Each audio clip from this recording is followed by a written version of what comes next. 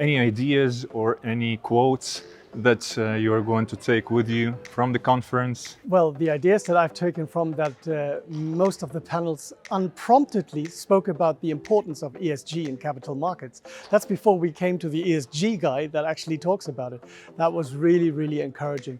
I like the fact that we were talking about ESG as a capital. So we not only have financial capital, but we have environmental, social, and governance capital, and we need to appreciate all four.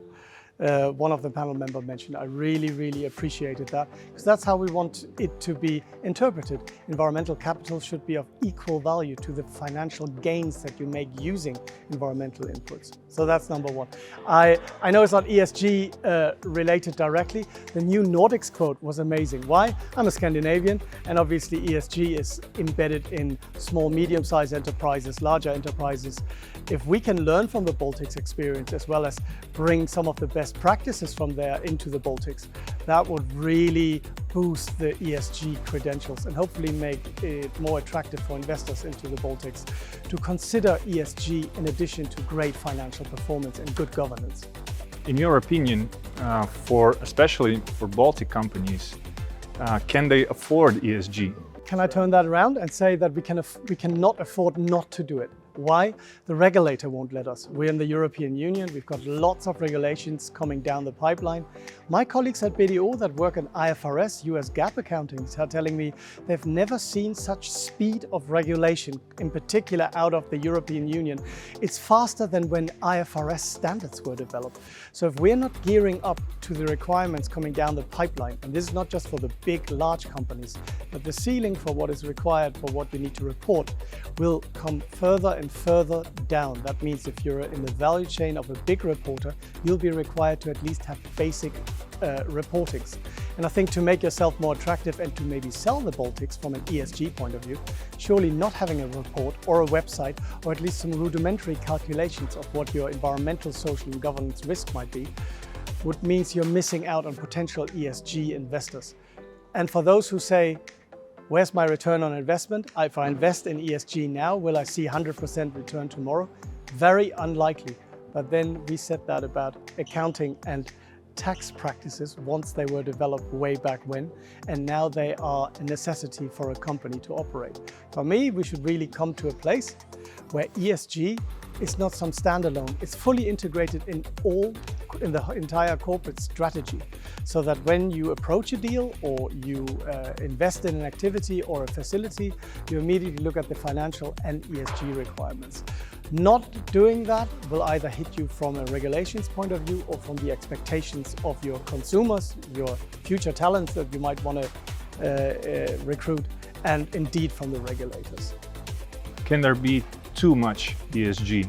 So there's a great quote that was mentioned: small companies take small steps and bigger companies take bigger steps. I think doing something is better than doing nothing, because you practice, you fail, you improve, and you can get ready should you be caught in the future by regulations.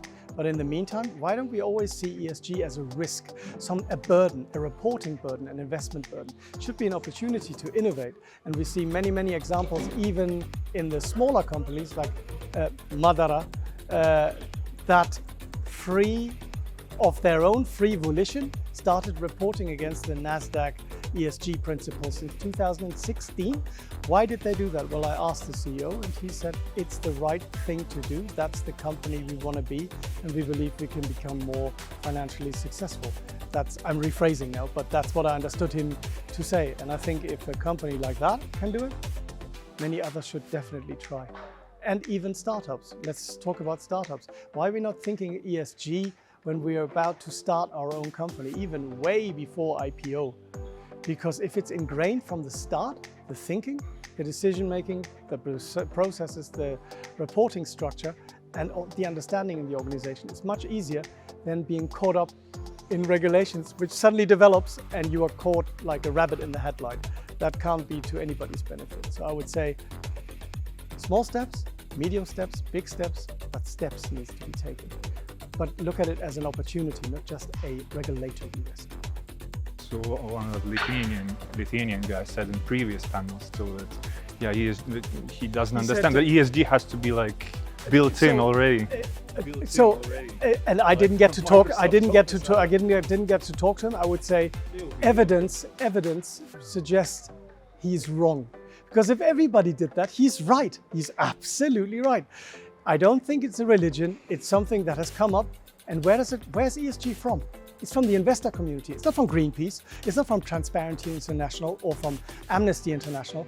The investors required metrics, required ways of evaluating potential financial risks from not doing well and good by the environment, by your employees, suppliers, your supply chain, and having the right governance principles in place.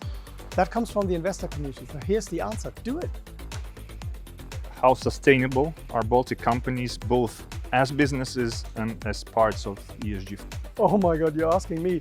I haven't read enough of your annual reports and enough websites to really give you a concrete answer, but I believe if we believe in the new Nordics and my rudimentary knowledge from my BDO colleagues and the companies that I follow, for instance in Latvia Gas, Riga Balsams, some of your pharmaceutical companies, it is of a robust standard. But the question is, do you want to compete on ESG? I would of course say, of course you should also compete on ESG, because you might attract a new pool of retail and institutional investors who take what? A long-term view, in particular the pension funds. So if you can demonstrate that you've integrated it properly and that you take a long-term view, although you might have a financial hit, then surely that is a sensible thing to do for any business. Less regulation, but more help. Yes. Although, can I just say, having done this for 24 years now, if I look at what has the enlightened voluntary market done worldwide for our issues? And my conclusion is we need more regulation in order to tackle the science-based solutions that we need to have.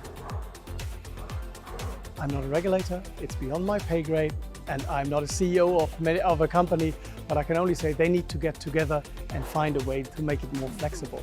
But that there should be a requirement, for me, is without a doubt. We just need to sell a better story of it's an opportunity, not a risk.